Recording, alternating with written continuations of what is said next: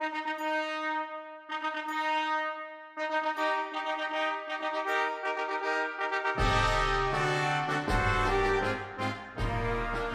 hello and welcome to your guide to creating a best man speech that you will be delighted with.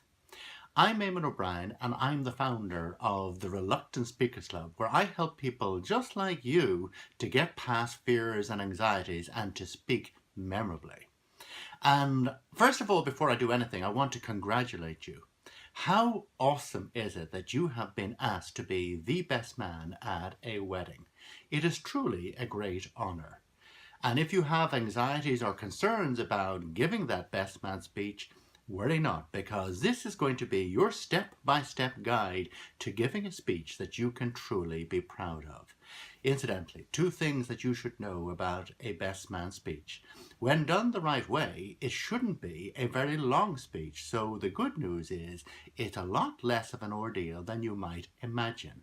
And the second thing is, I'm going to show you how and why you need to largely tell stories during your speech, which is going to make it a lot more fun for you and a lot more enjoyable for your audience.